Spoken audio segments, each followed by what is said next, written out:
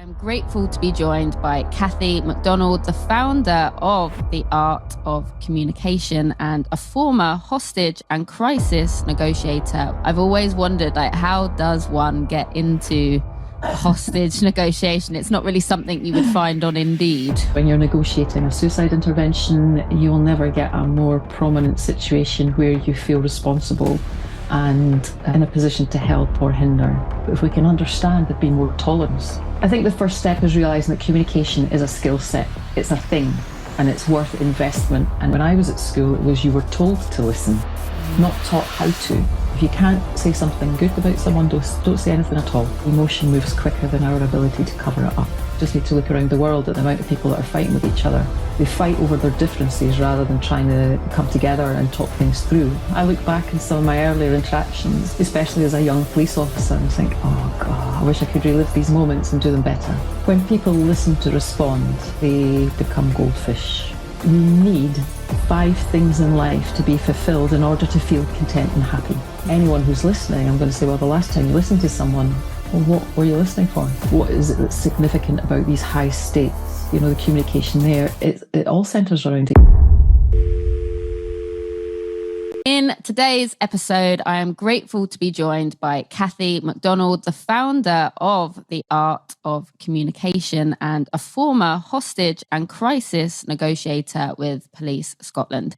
Cathy is a professional communicator who works with businesses, organisations, small groups and individuals to help them better communicate, connect and lead. She's very kindly agreed to share her expertise and communicate with us all today.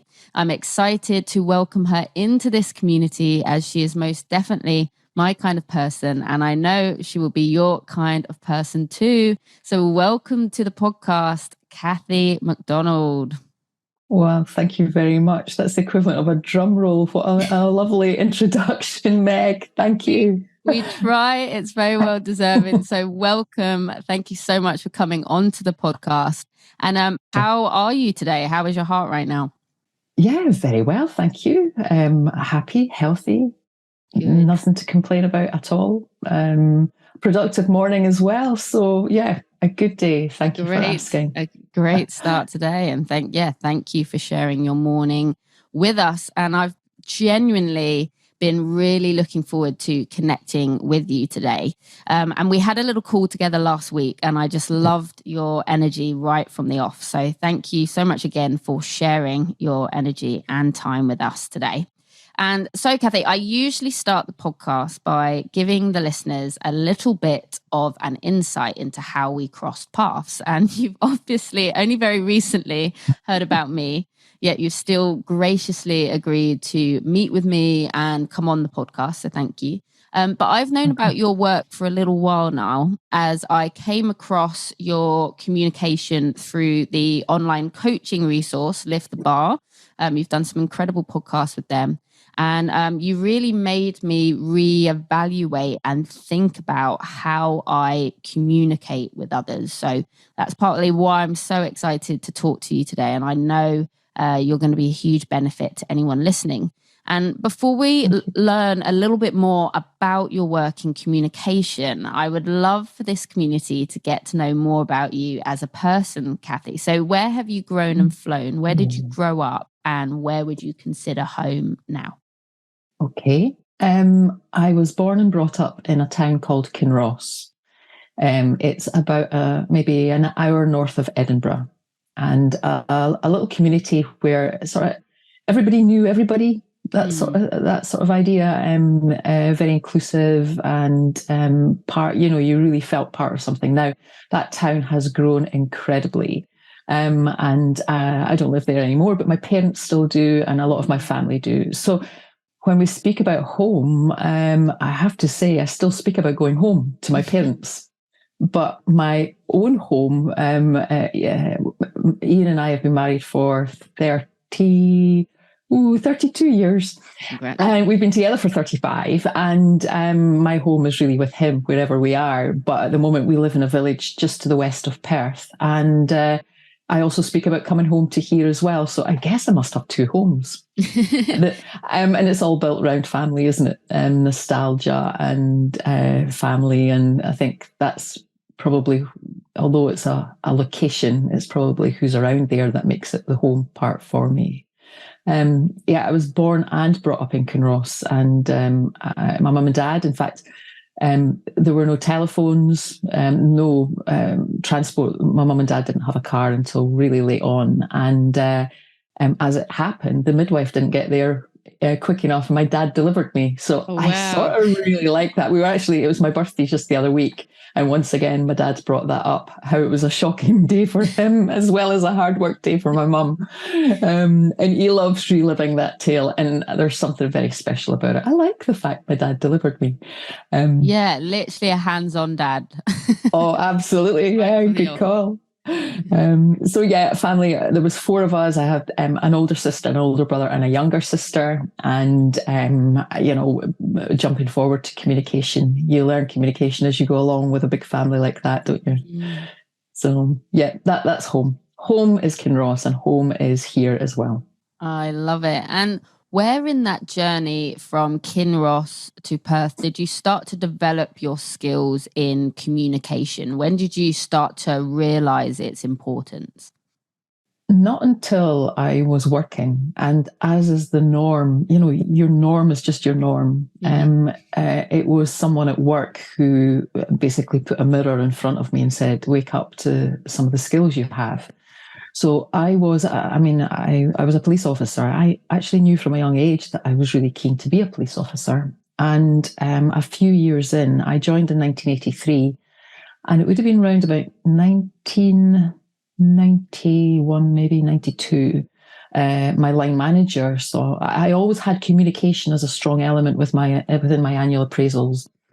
But I didn't really take much about what does communication mean. Communication is just communication, how you speak and listen. I didn't really give it any great thought. And a chap called Jonathan Miller, he was my inspector, saw me one day and he said, Cathy, you really need to be aware of how emotionally intelligent you are.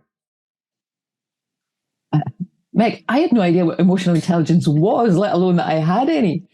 And he says, no, you connect really well with people, you gauge them, and you bring them on side and you work with them. You basically meet people where they're at and you take them where they need to be. And I thought, what a lovely compliment. And I hadn't thought about it before. And he said, really think about using these skills a little bit more than simply as a police officer. And fast forward a good few years, and my paths crossed with a negotiating training course. And I watched it and thought, ooh, quite like that. Negotiation is a bit of a covert world. You don't hear much about it. So to watch them in action, and I sort of got it. It made sense to me. So I then applied. I asked about it and I applied, and I was accepted onto the course, and I was formally trained as a hostage and crisis negotiator. And that was the start of something really, really special. I sometimes ask people, the job that you do, is it round peg, round hole? Do you feel you belong? And when you hear people speaking about, if you find a job you love, it's not a job. It's not a hardship. You go to work with a skip in your step and a smile on your face. And that was me. I suddenly found something that made complete sense. And I loved it. And it really did. It was a tough, tough course. And the whole area of that work is incredibly demanding. But your question about where was the first time I realized, what was it? Well, that was the catalyst. But going back, once I understood negotiation and all things communication, I realized the start of it, maybe the way I'm built, maybe the way that I'm born, the way I'm wired is natural. That's one of the things I do. But I give a lot of acknowledgement to the way that I was brought up. My mum in particular, and my gran, they're strong women, before their time sort of thing. And my mum in particular had to say a thing about, if you can't say something good about someone, don't say anything at all. Think of others before yourself and you'll be fine. Remember, everybody, sees the world in a different way. So think about others first. And if you think of it, it's a really good philosophy to bring a family up on. And that's what we were taught. And I really think that was the foundations, because into negotiation, a big part of resolving things is trying to understand things from someone else's perspective. So for me, that was natural. And it was also taught at an early age before I even realized it was a beneficial thing. So I suppose the two worlds collided in a very, very good way. And there we ended up I ended up in a negotiation course and then taking that as a career path. So I feel very lucky and very privileged that there were insightful people around me that either nurtured it or identified it and held that mirror up for me to realize it myself. Definitely. Wise words from some wise women, it seems like. And for people to notice at an early age and nurture that is pretty special. And thank you for sharing that, because I've always wondered, like, how does one get into hostage negotiation? It's not really something you would find on Indeed, or I've certainly not come across it. So yeah, thank you for sharing that, because I think it's one of those questions that would come up a lot from people. And now that you are many years down the line since starting as a negotiator, how would you now define emotional intelligence? There will be most definitely a dictionary definition for it, but my own take on it is just being open to other people's feelings and responding to that. And that's as simple as that. Every single person on this planet has an emotional barometer.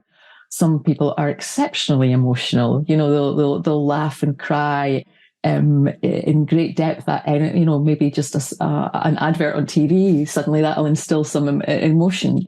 And you'll have other people who have really significant things happening in their life and they'll just feel a little bit. But emotion is there in us all in some way. And I think being aware of it in ourselves and other people is really helpful. And so that's emotional intelligence, maybe self-awareness as well, how we take ourselves.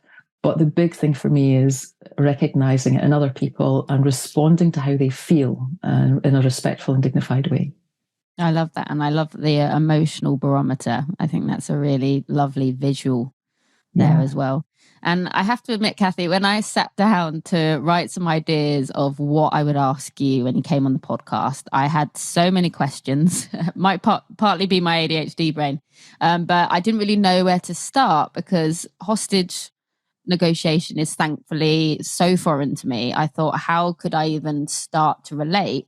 And the more I reflected on it, I realized that although I've never specifically been in a hostage situation, I have repeatedly found myself in situations where I've had to communicate under pressure, manage conflicting priorities, negotiate different states of heightened emotions, navigate different cultures and dynamics. So I'm interested to know, firstly, in your own words, what would you say is unique about communicating in a high stakes situation like that? And secondly, is there any notable crossovers into daily life communication? There is. I mean, there's a whole load of crossovers, of course. Hostage taking, kidnapping is not a common thing. It happens absolutely, and it'll happen more than anyone realizes, because it's actually a covert world. It's one that you don't hear much about. But for the families involved in that, I mean, it's significant and long lasting. So I am not going to minimize that, the feeling or the impact or the seriousness of it in any shape or form. But if we look at it around the science of communication, what we have there is a situation which is emotional. It is usually fear, I would say. It's emotional. The consequences are significant. And it all centers around communication. There are communication barriers. There are things to understand. There are things to talk through, things to listen through. And all of that you can take into any area of life. So there is absolute crossovers. And sometimes someone is speaking to me, and when I hear their story, I think, well, actually, in my head, I'm thinking, you're actually a hostage to a situation. You're maybe not hostage to a kidnapper or some extreme violence or threats of that, or somebody wanting a ransom for you, but the position you are in your company or your business is that you're feeling that you're stuck between a rock and a hard place and you don't know where to go. And the way out of it is trying to understand, connect, communicate, influence, and ultimately change behavior in either ourselves or other people. And that, in summary, can be put into any situation. Take it into my old world of negotiation, take it into everyday life as a family, take it into business, take it into social elements. And I think at every stage of our life, at some point, we have felt stuck. Mm. So your question about, what is it that's significant about these high stakes, the communication there, it all centers around emotion. If you think emotion is one of the foundations of that, I speak about us having a communication framework to work from. That irrespective of the deployment we had, or irrespective of the situation that we're in at home or socially or at work, we need to communicate. Now, that could be fast-moving, dynamic, emotionally fueled with things that have to happen there and then. Effectively, sort of an emergency. Mm. There has to be effective communication within that. What gets in the way? Emotion. Mm. Emotion impacts on every element of communication. And I ask clients to think about, a time where you were emotionally balanced. You had no real stress. You were neither high nor low. You're just that nice, comfortable, balanced way. Well, your communication will be as effective as it possibly can be. You'll be in a position to listen. You'll be in a position to speak. And for your logical mind to transfer your emotional thoughts into a tactful way of conveying what you want. You may even have a lot of time to really think about the words you want to use. Now change that and bring in emotion. And suddenly our pace, pitch, and tone changes. Just anyone who's listening just now, just think about the last time you had an emotional moment. It could have been yesterday in the office. You may have to go to your teenage years, but we've all had emotional moments where we've, and another thing. And before you know it, we're venting. Well, think of the difference. Pace, pitch, and tone changes. The word choice we use changes. There's that filter, isn't there? That logical mind allows us to think about what we want to say. The logical mind is pushed to the edge when emotion is at play. So there's almost a direct link between what we think and feel and what we say. So our word choice changes. Our ability and our desire to listen changes to the point where if we're really highly emotional, it's unlikely you're going to hear anyone else's perspective. Non-verbal communication, so the body language, our facial expressions, the way our hands move, the whole way we conduct ourselves, that's fueled by emotion. And here's the thing, and I've alluded to it already, is that emotion works quicker than logic every time, which means emotion moves quicker than our ability to cover it up. That tells you emotion is on display all of the time, even with someone who can control their emotion exceptionally well. And I usually refer to poker players. If you think of them around a table playing poker, they are absolute masters of managing their own emotion. But even they know that they can't beat Mother Nature. So that's why they'll have the visors on and the scarves around their face so that their tells aren't picked up by their competitors. So emotion is massively important in communication, and that's what makes the difference. If you're in a high-stake, high-pressured situation, it's emotion that makes the difference, and it has a significant impact on our communication. So being aware of that and then being able to work with that is absolutely key for effective communication in any environment that we're in. Yeah, definitely. That's powerful. And I certainly know that emotion is something that can really fuel how I've communicated in the past. I think I'm going to have to order a visor for our next family game of Monopoly. Now that's really high stakes. Yeah, that might be the greatest tip that we received today. But no, to really strip back what you're talking about, because I think communication, like you've alluded, can involve a lot more than we think it does. And I've certainly learned that the hard way over the years.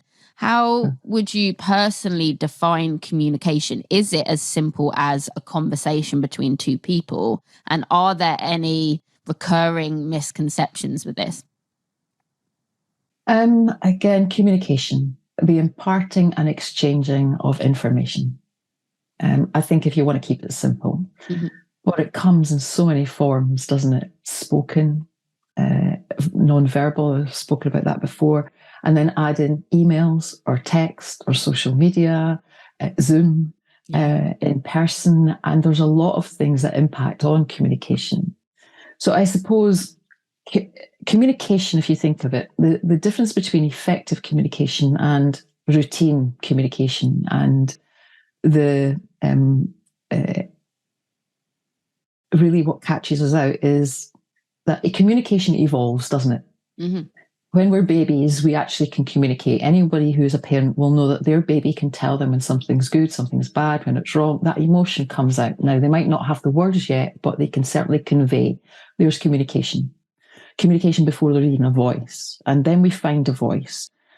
But unless we're formally taught, then at school, of course, we're taught to write, we're taught to read. In schools now, I think they're bringing in listening as a skill set. But when I was at school, it was you were told to listen, not taught how to. Mm-hmm. So communication is something that we evolve into. We copycat people as we're growing up. We adopt phrases. We mimic. We adopt, and we have accents that are from, because we live in an environment where that accent is strong. And then we never really give much thought to communication. And we use the things that work for us, and we actually avoid the things that we don't. So if I ever hear someone saying, "Oh no, I don't like conflict, I just avoid it," it's not a surprise to me, because the human nature is that we avoid the things we don't know how to use. We avoid the things that make us feel awkward. So we end up parking a whole load of communication things because they're not tried and tested. We may not have the skills to do them, and we're certainly not practiced because we avoid them. So normal communication, if you like, and I'm never disrespectful to communication, because how can we be anything different? How can we communicate differently than what we've learned along the way? And it means that some people are exceptionally skillful and talented naturally from what they've learned, and other people, perhaps they've never learned to listen, or they've maybe not considered the impact of the vocabulary or someone else, just because that's the way their communication has evolved. So that's one thing about communication. And I think the biggest illusion, I think it was George Bernard Shaw's accredited at calling it this, but the biggest illusion, or the biggest mistake with communication, is the illusion that it's happened. We think communication has happened when actually maybe it hasn't. And that comes from that evolution. So if you can bring in some coached sessions, you can actually learn something about and analyze communication. I mean, it's fun. It's wrapped around us as human beings. We are fascinating creatures, and we all communicate. There's this urge to communicate. So it's not stuffy. And really, some of the communication courses, and I apologize, policing, I learned a lot and I gained a lot, but there were some courses way back in the day where you went and it was just like, oh my word, when is this going to finish? It was just lecture, PowerPoint, talking at you sort of thing, which in itself, if you think of it, we've grown a lot since then. Think of anyone who's gone to a presentation of late. It's a right balance now of all the different learning styles. We've grown with that. But communication, I'm not surprised people get bored attending a communication course, or how to ask questions and open questions and close questions, but it doesn't have to be that way. It actually is fascinating. It's fun, and we can bounce around and play around with communication ideas. And that idea of, if I pop back into, the things we avoid, such as conflict. Well, there's 8 billion people on this planet, and we are all different. We see the world in a different way. Now, of course, we've got some connections and similarities with each other. That's what brings us together.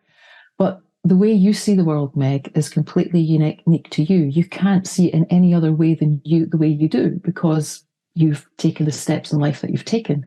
Nobody's been with you along that journey. They'll have stepped in and out, but they've got their own experiences. So you see the world from your own unique place. Now, if you've got 8 billion people like that, we have to be able to disagree with each other. Yeah. We have to. We have to be able to do that, and do it respectfully, and I speak about with dignity. But when do we ever learn to disagree?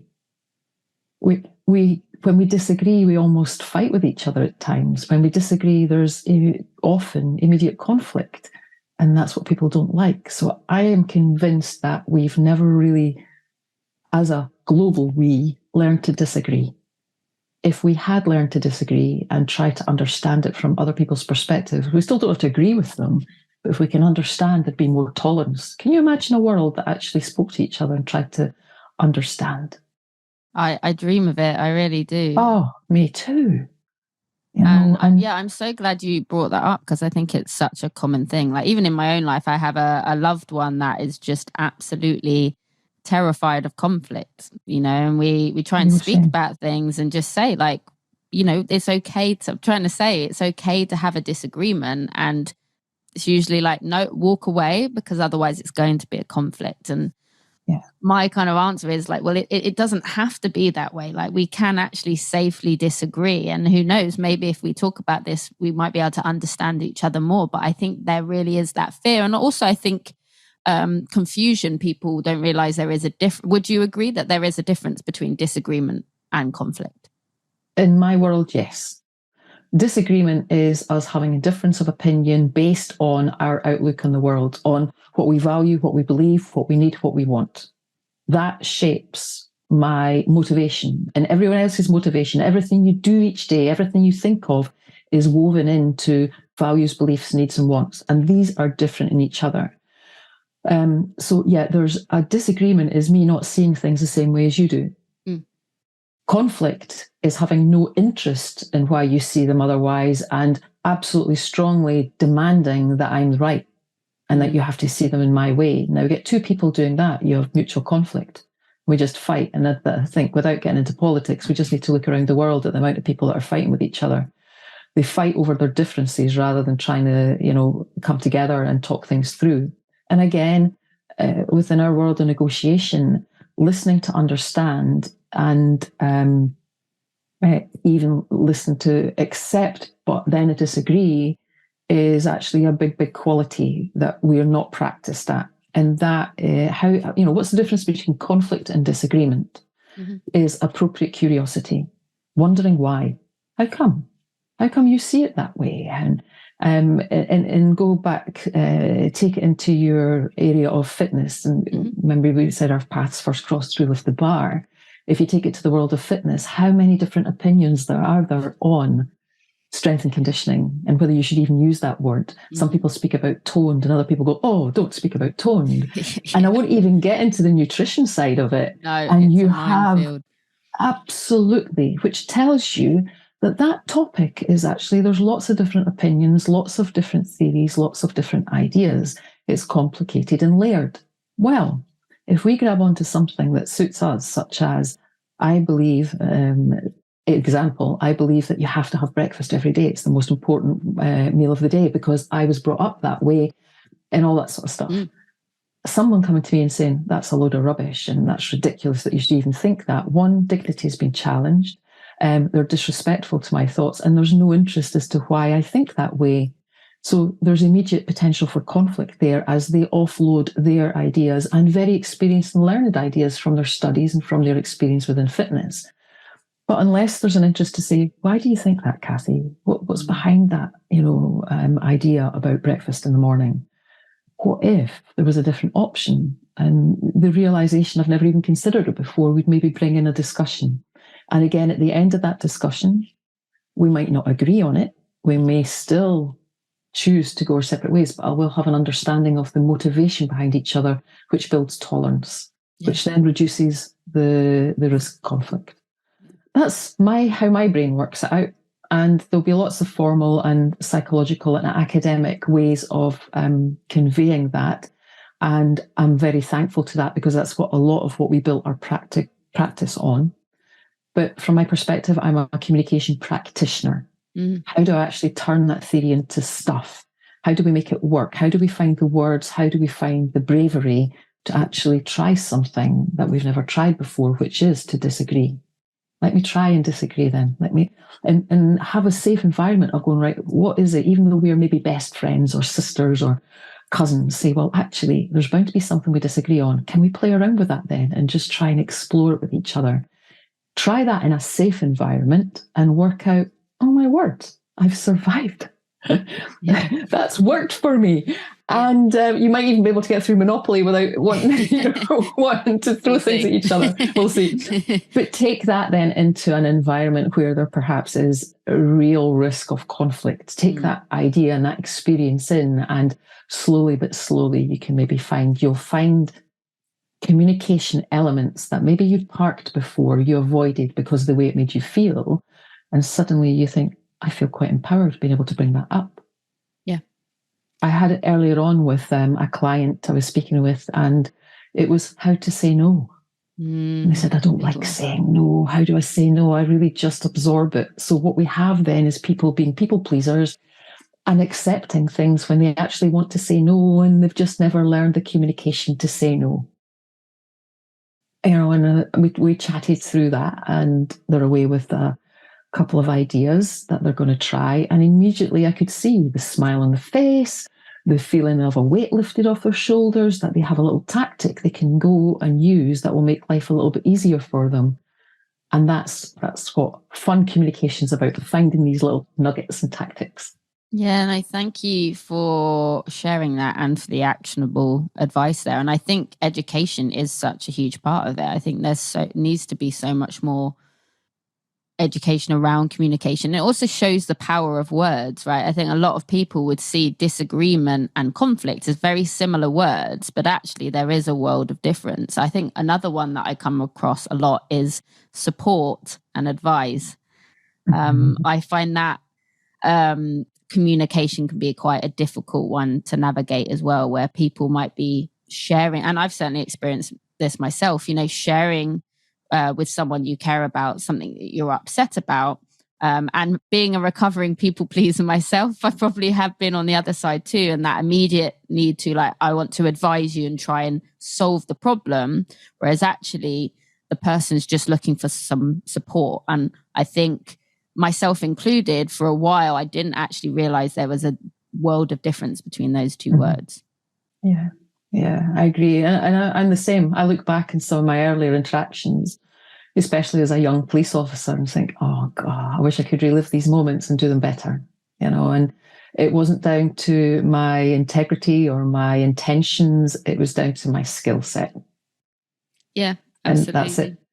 And we have, especially if you come, problem solving often comes from a good place. It sometimes comes from an empowerment place, but in the main, I imagine the people around you, Meg, are folk that want to help. Those that are listening in are people who want to support and help, and they're not the ones that want to bully and force their opinions on someone.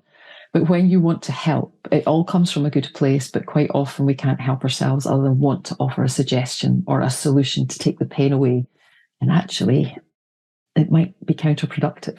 So yeah, there is definitely a difference between advice and support, to the point where I would, if anyone asks me for advice, I'll go, well, let's talk it through first. Let me hear it, because you'll probably be able to give yourself the best advice rather than asking, what is it, that's troubling you, and then let them talk it through. And simple questions to say, what do you think would make a difference? What have you tried? And I feel like I'm going on to coaching now, and this is a joy of communication. It bounces around. If you ever have someone saying, I have tried everything 1,000,000 times, nothing ever works, it's impossible, as we sometimes have, these extremes, of course, they're not literal. And what you might get somebody going, I bet you've not tried everything. Well, that's not really helpful communication, is it? But if somebody gives you these extremes, it just emphasizes the importance to that person, the frustration that they have. But it doesn't stop you saying, well, let's talk through together what you have tried. Two minds are better than one. I might have an idea or two that, with your permission, I'd share, but let's hear what you have tried and how it worked out, why it hasn't worked. And we'll maybe be able to work it out between you, but you're really pushing it back over to the person to sit and solve their own issues or try and work it out. Yeah. And it's really powerful. And that's something that's kind of transformed my coaching over the years, really, really trying to, and that brings us onto autonomy, which we'll talk on in a bit, but really getting my clients to, that's the thing. A lot of people that come to me, they know the answer. They do know the answers themselves. And it's trying to give them that encouragement to actually, okay, like, like you said, what have you tried so far, and actually listening. And I think for a long time I had forgotten, or like you've suggested, maybe not been taught the power of listening in communication. Like we're not even taught much about communication. We just kind of, like you say, learn like sponges as we go along.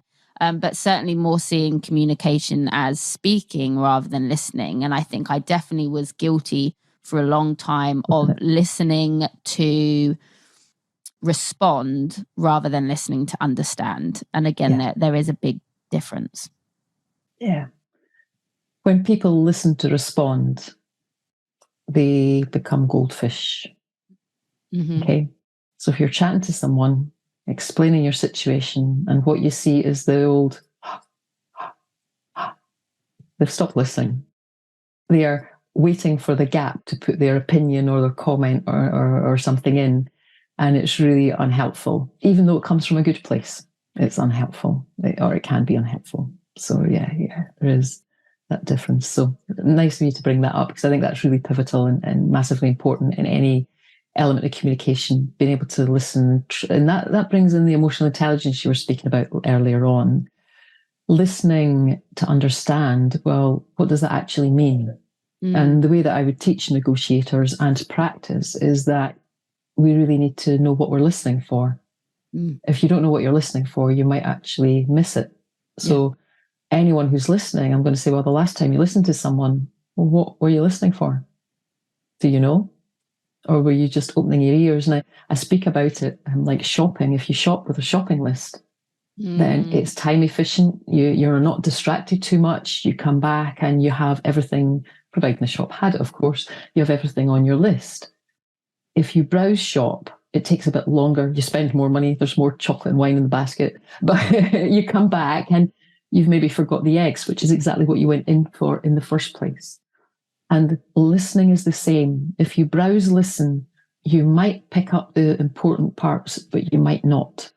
So if you know that you're listening intently for certain things, there's more chance that you'll pick them up. And we would coach people to say, listen for the information. You'll find analytical people will do that really well. The times, the dates, the places, the things, the facts, the information that's there. But we also have to listen for and pay attention to the emotion. How does someone feel? What is the emotion that I'm seeing from them? Is it joy? Is it surprise? Is it anger, frustration? And what's the intensity? Because if they are really emotional, they're not in a position for their ears to work effectively and for me to give my opinion anyway. And I do say a thing about, if someone's not listening, what's the point of talking? Then you end up not knowing what's landing, what hasn't landed. So so that's the information, the emotion, both the intensity and the emotion itself. And then the important stuff are the clues, the throwaway remarks, the little comments that tell people what is really important to each other. And that weaves into that values, beliefs, needs and wants. A throwaway comment that we make is basically a window into how I tick. Now, if we know when we're listening to someone that we're genuinely listening for these things because that's what makes them tick, then we're listening to understand their perspective. We're not just listening for a gap to put our opinions and advice in. This is all my take on it, how it makes sense in my head, and when I'm actually practicing communication, what's going on inside. Some of it is taught, some of it is developed, some of it is my unique way of seeing things. The shopping basket.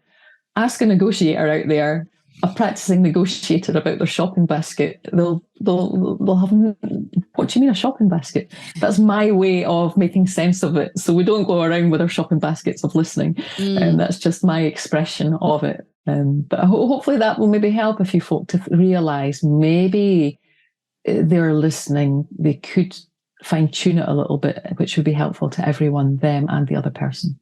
Definitely, no, and that is hugely helpful. So thank you. And I love my analogies. My clients are like, "Oh, here we go again." So you speaking about shopping baskets of communication, it's like you're speaking my love language. So I told you, you're my kind of person. And something that struck me about you, Cathy, and I wish this was more common, hopefully it can be following your excellent example, was how much you genuinely seem to care about the conversation we were going to have today. So for listeners, we met briefly last week and you had wanted us to decide together on what we wanted the purpose of this conversation to be. And I really loved that. It made me stop and think like, what do I want to bring to the table in this conversation? Like, what is our common goal? And it was a seemingly simple question, but it genuinely made me feel valued and like you really did want to collaborate and work together on this. It could have been like, I've asked you on the podcast, you very kindly agreed, and humored me, but it didn't feel like that. It felt like you genuinely cared and wanted to be a part of that. And do you always try and go into a conversation with a sense of purpose? And why do you think that's important? I guess I just need to ask anyone listening, have they ever been in a discussion or a meeting and come out of it thinking, what was the point of that? What were we actually talking about? Where was that going? Some people dance around in circles and can't get to the point and avoid the key issues and all that sort of thing. So I always think the purpose of a conversation is essential. What do we want to get out of this? What are we here to discuss? And it's not as formal as an agenda, but it is if you don't know what you're trying to get out of a conversation, how can you work towards making it effective? So it's a little bit of time efficiency, effective communication. No one has a spare 36 hours in their back pocket. So particularly in business, we need to make communication effective and efficient and time friendly. And when I speak to businesses, what I hear is, we don't have time. We don't have time to do this. We don't have time to do that. And I think, well, if you don't have time to invest just a few minutes more or here and there to focus the conversation, to really work out where you're going with it, what you'll end up with afterwards is having to spend time on sorting stuff out that was miscommunicated or lost, or someone not being able to meet a meeting again. And how many times have we had to delay something for a few weeks because, we need to revisit bits and pieces. So if we know, it could be as formal as, okay, what are we going to discuss today and what's the point of it? That's quite businesslike. But maybe you and I meet in the street and we've not seen each other for years, Meg. And I'm like, Meg, it must be college the last time we met. Will we grab a coffee? I'd love to know how you've been and what you've been up to. Well, if you think of it, that lovely little introduction sets the scene of the purpose of our conversation. It's a casual catch-up. We might take that as read, but what happens if we say, oh, Meg, I've not seen you in years. We'll have a coffee. And then you're sort of sitting looking at each other awkwardly or, and maybe that's not a good example, but I do feel if we know the purpose of the conversation, then we can get to where we need to be all the better. And that can be socially and in business. I think that's a great example. And I think it really is important to make the time, and that comes up a lot, especially comes up in coaching. So I think it's really important, like you said, about making time for communication as well. And it's something that comes up a lot as I coach in the fitness industry and health. I often have to say, and it's quite a deep saying, but it's true, of if you don't make time for your health, you have to make time for your illness. And exactly. That's going to take a lot more time. And I think very similar, like you said, in communication, if you're not actually making these little bits of time to show your values and what's important in communication, you're going to actually spend a lot more time down the line trying to resolve the issues with communication within your business or relationships. It is. I mean, I think the first step is realizing that communication is a skill set. It's a thing. And it's worth investment, and it's worth considering, paying attention to, because it'll serve you well. It's exactly as you described. If you invest in things at the beginning, it saves long-term issues. So identical. That analogy that you had there is spot on. I wouldn't add anything to it, to be honest. It's spot on. Great. And we were speaking about the purpose of our conversation, and we decided that we wanted to talk more specifically today about communication and autonomy. So the word autonomy comes from the Greek roots with auto meaning self and nomos meaning custom or law. So the way I've read it is autonomy essentially means our right, our own right or our own capacity to make an informed or uncoerced decision. How important do you think autonomy is when it comes to communicating? It's exceptionally important. If I can take it then into the world of psychology and academic, this is we had some strategies and tactics that we used based on this, and it brings autonomy in. Anyone who would like to go and explore, Roger Fisher and Dan Shapiro, psychologists attached to the Harvard Negotiation Project, and that was in the 80s, which I know will perhaps seem like ancient history to some people, but I promise what they uncovered then is as valid now, to the point where I still use it every day. And they identified that as human beings, and that relates to 8 billion people on this planet, every single person, we need 5 things in life to be fulfilled in order to feel content and happy. Mm-hmm. And these needs are so strong that actually we gravitate towards people and environments that help us fulfill them. And the 5 are, number 1, appreciation. We all need to feel valued for what we do and for it to be recognized by those we expect to recognize it.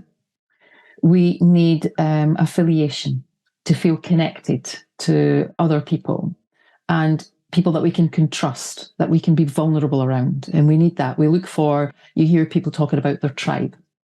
We need our tribe. We need our people. The next one is autonomy, the freedom of speech, the freedom of choice, the freedom to be ourselves within parameters of expectation, so we don't feel trapped or in a corner. The status, that we feel that we matter for, being us, that unconditional positive regard that says, you're fabulous at being you, and that's great. That perfectly imperfect being, because none of us are perfect. None of us are robots. We are flawed, and, that's sort of partly what makes us human, and celebrate it. But to have that acceptance is important. When you walk into a room, you're noticed. When you walk out of a room, you're missed. And finally, is role, our purpose in life. What do we stand for? What are we recognized for? And when people live up to their reputation, it makes everyone feel very comfortable. When we need to know what we're working towards ourselves, what's our goals in life, each week, each day, what is the purpose?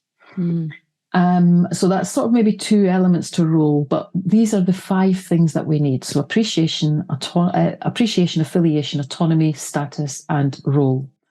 Take the middle one, autonomy. Mm-hmm. Well, what happens when any of these 5 core emotional concerns are undermined is that our emotion changes. And we will become angry or frustrated, fearful. And fear is control, and control is autonomy.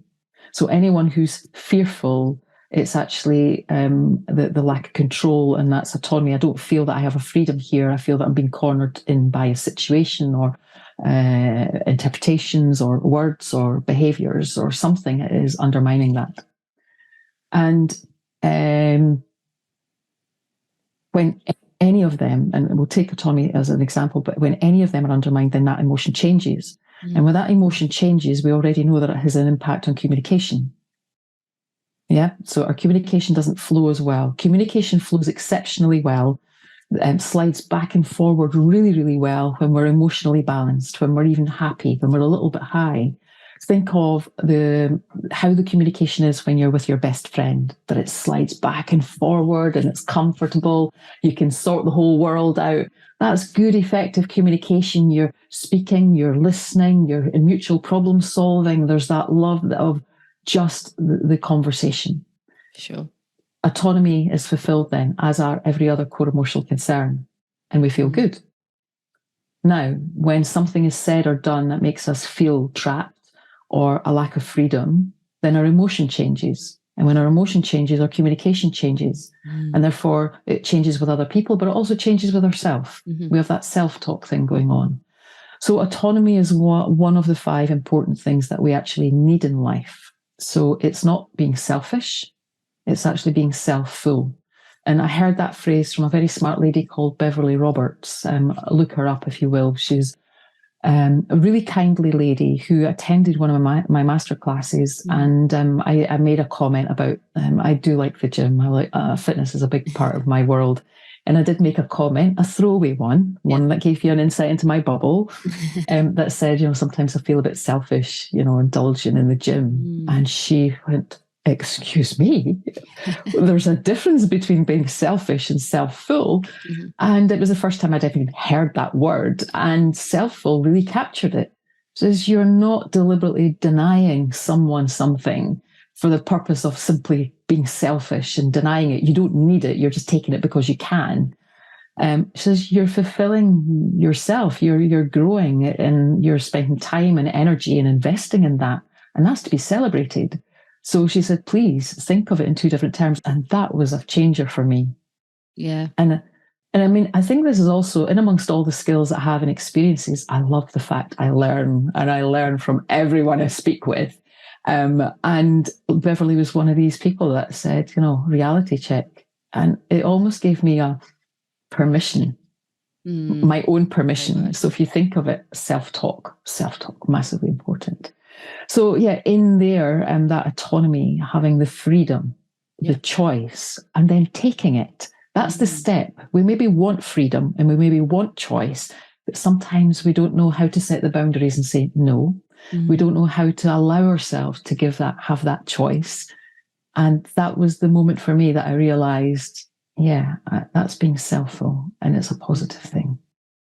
Thank you for sharing that. And I love that. I learn from my clients all the time as well. It's like you said, when you do something you love, you think, oh, could this be considered work? And especially when you get so much from your clients as well. I'm learning all the time. And I love the saying self-full. Again, that's something that comes up a lot with my clients. I personally use the term self-more. That idea of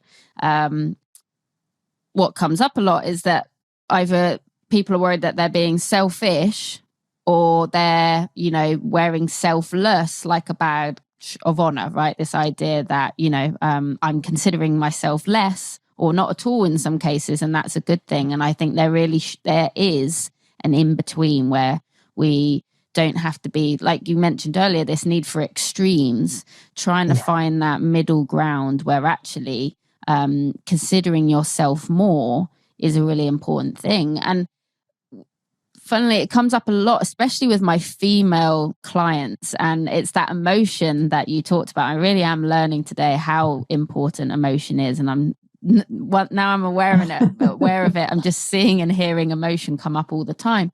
But guilt is an emotion that comes up a lot. One of the first questions I try and ask my clients is, back to that purpose. What do you want to get out of this coaching experience? What are you hoping for? How can we work together? And that's actually a really hard question, I find, for a lot of people to answer. And usually they express like, I don't really know what I want. Mainly because a lot of people might be in a caregiver role, have been. I have a lot of mums that have, dedicated their life to their kids, and they might be older now, and they're in this kind of weird space of, well, who am I? What do I want? Because I've been focusing on other people's needs for so long. And there is like a guilt that can come with that of, like that's a bad thing. My selfish for suddenly concentrating on me and what I want. So I think self-full is a really powerful word to consider there. And I don't know if you've experienced this a lot with kind of guilt in communicating your own needs. And do you think that is true? Do you think people generally don't know what they want, or is it more we don't know how to communicate what we want often? Again, it's a mixture, because I know there are some mums that once the kids are away to university are going, whoa, I've been waiting for this day, and they have a plan and a to-do list. And then there'll be other ones that I know really struggle with the empty nest situation. But I think sometimes that question is so broad, it's difficult. What do you want? It's like a little kid going into a sweetie shop and seeing all the jars and thinking, I have no idea. There's too much choice. So if that's the case, then a really good way is, well, can we just start and thinking what you don't want? If you can dismiss the things you don't want, then we can maybe start finding the opposite and make just a little list. Having the freedom to do that, having the being selfful, having the freedom, having the imagination. And that's sometimes imagine is a good word. Imagine nothing else mattered. Imagine you had a perfect day or a perfect week to create. What would be in that and why? And it's all down to feelings. It's that emotion thing coming in again. What fulfills us? What makes us feel, content? What makes us feel the core emotional concerns? What makes us feel appreciated and connected and important and having choice? Use these as a template if you wish to do your list and start little by little working out what you like and what you don't like. Even if you are to say, right, a perfect day, what would that look like for me? And the thing is, there will be elements of, for example, being a mum for a significant number of years, and then the children leave and there's a change. There's a little bit of freedom there, but also your role, your identity, and your purpose in life is wrapped around often being a mum. And there's a feeling of importance. There's a feeling of somebody needing you that's incredibly powerful. And if I take it a bit of self-reflection now as well, is that when I finished my policing career, and that was in 2015, there was a big celebration, and I had a Scottish Ceilidh. We just let our hair down, we put on, we get a good Ceilidh band in, put on the kilts and give it, laldy. It's just the most carefree. Have you ever attended a Ceilidh? I haven't. It sounds like I need to. Meg, please put it on your list. Please put it on the to-do list.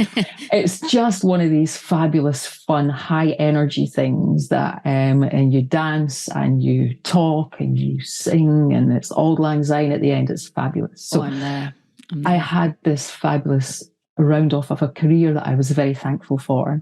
And a little bit of it was, I was negotiation world at that point, and that's where I went grey and wrinkled, I have to say. Well, I aged a lot while I was a negotiator. But there was a bit of it that I thought, I don't have to do my 2:00 in the morning phone calls. I don't have that feeling responsibility of somebody's life. And I know that sounds very melodramatic. But it was. When you're negotiating a suicide intervention, you'll never get a more prominent situation where you feel responsible and in a position to help or hinder. That sits not heavily on me. It sits with the appropriate level of responsibility and a whole chunk of care. That's what makes a good negotiator. Yeah. They genuinely care. Two things. They genuinely care, and they have to be able to move the mental furniture about quite quickly for the people who are not the crisis one, but more the manipulative side of our world. So they need these two things, but that genuine care. So lovely that I don't have that responsibility. Lovely that the phone isn't going at 2 a.m. Lovely that for once I can maybe start attending family gatherings without the likelihood of saying, I'm sorry, I got called out. All these things were suddenly, oh my word. What I wasn't ready for is the loss. The loss of being needed. And I know that may sound quite pathetic in many ways, but I realized that I need to be needed. I actually needed that call at 2 a.m. that said, we're in a situation and we would like your advice or your guidance on, this particular strand, or we have somebody at such and such a situation, or we've got an unusual one here, come in, and you would, suddenly your skill set, your wisdom, that's the one thing about growing older that I embrace. The rest I can give a miss. I don't care for the rest of it one bit. But the wisdom and the being comfortable in my own shoes is fabulous, and embrace it every turn. All of that stuff, I suddenly started missing being needed. I missed, I also thought, okay, I've been replaced. Maybe I wasn't that important. Maybe, and it's when there was a call. I got a message from a negotiator about 18 months after I'd left to say, Cathy, was it you that was behind this particular bit of work? And I said, yeah, it was. Is there something that you need? And he went, no, it's just to let you know we are using it and it is going down. It's just working so well. And actually, it's now we've passed it on. FBI negotiators are using it. The Met are using it. They just think it's a great thing. And this was 18 months later, and oh my word, I just thought, I am missed a little bit. We all have our things, and it could be family, it could be jobs, it could be a role within a sports team. But when it goes that, okay, once there might be a good part of saying goodbye to something, but there's always the bit you have to adjust with, and that's the bit we probably have to work our head around a little bit. So, what is it, and can you replace it? Yeah.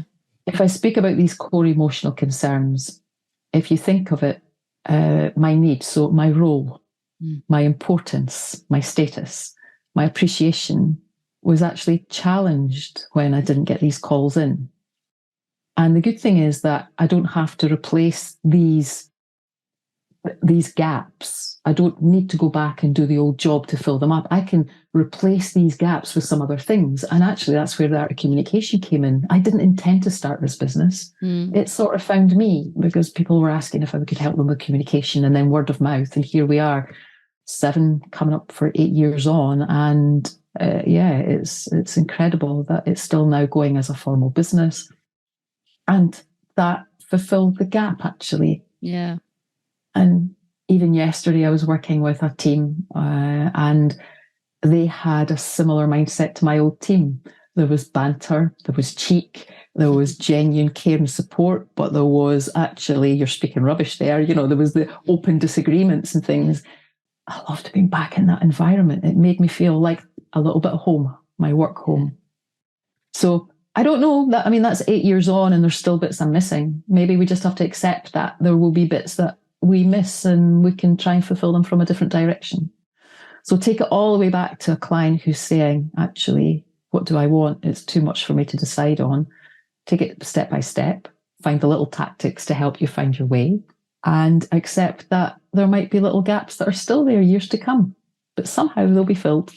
Yeah, I guess. Does any of that make sense, Meg? It made loads of sense. Thank you. And that's like lots of actionable advice in there. And I think that's where and I do this with my own clients, but it was pivotal in my own life of really understanding my own values comes in. Yeah. So for me, impact, and it sounds like you were hugely impactful with your job. What a wonderful thing, 18 months down the line to still hear about the impact that you're making. Impact for me is a huge value. So like you say, when we come out of situations, there is grief there. And I think grief is one of the most difficult emotions to navigate because it's kind of like the folder that all other emotions go into, really. To be able to fill in the gaps there when you know what your values are. And actually, yes, I do miss the people and the situation, but actually what I miss the most is one of my core values of impact. Where else can I still be impactful? How can I take that forward? And I think that's huge. So that made a lot of sense. Thank you. Oh, good stuff.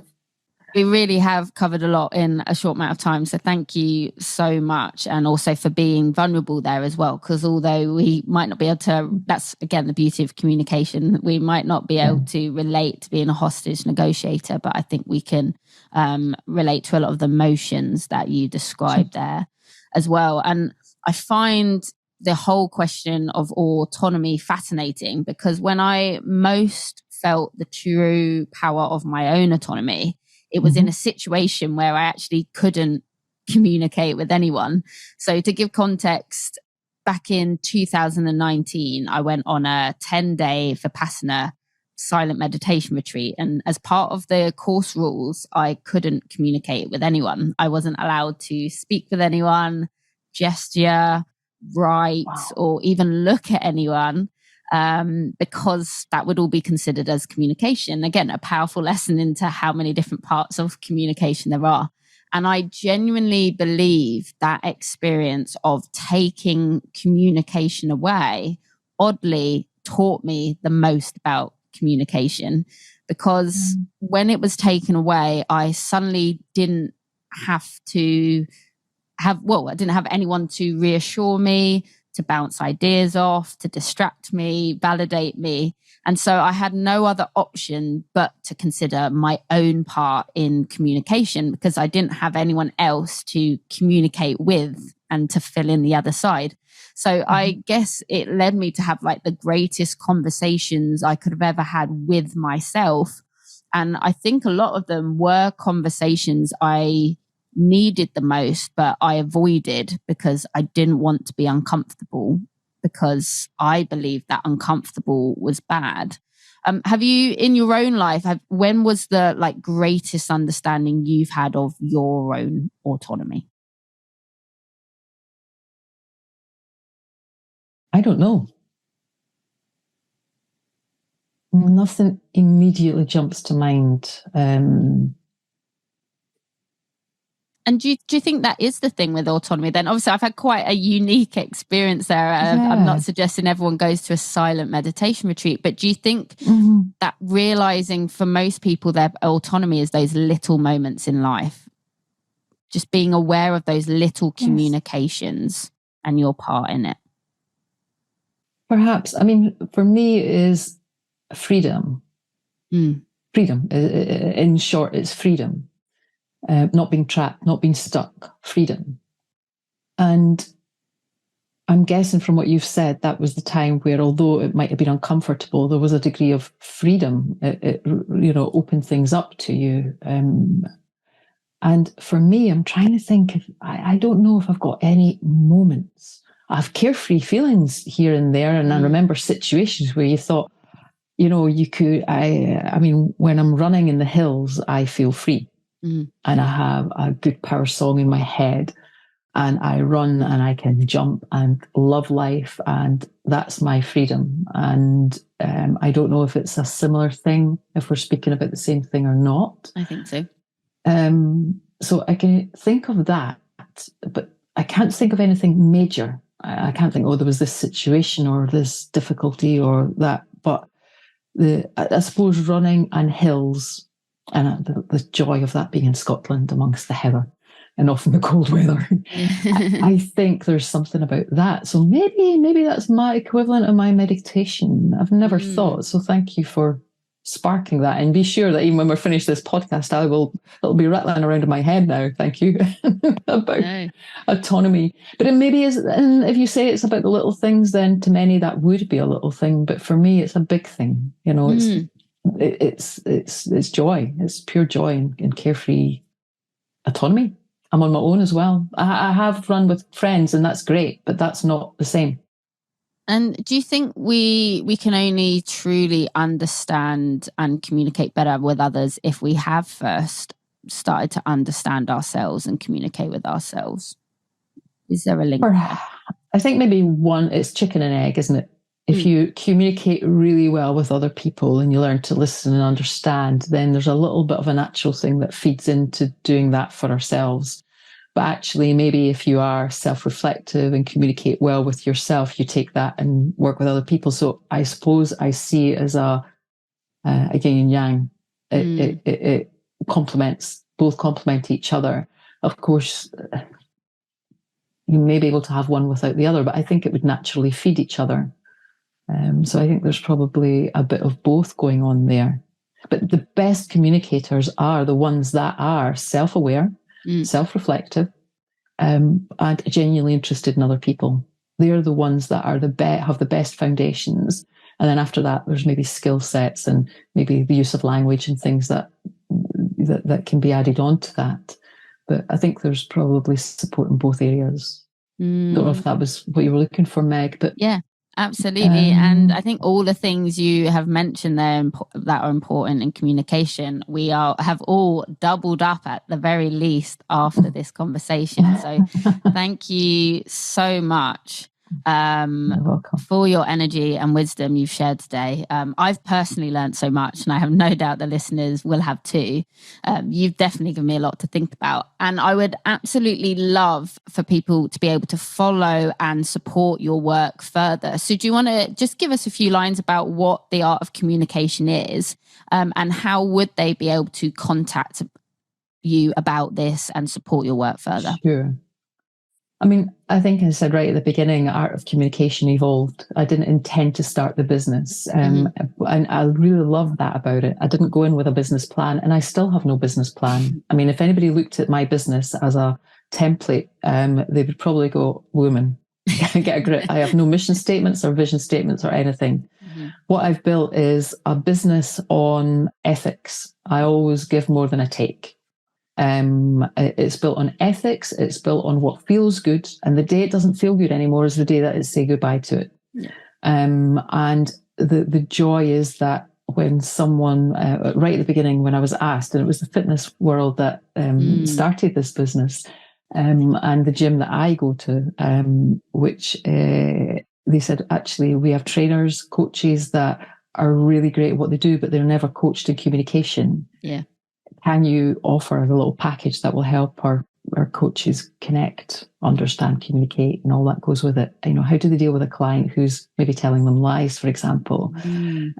What's, you know, how can they get through that? So I started that, and that was the catalyst. And from then, here I am, traveling, speaking to so many amazing people in different professions.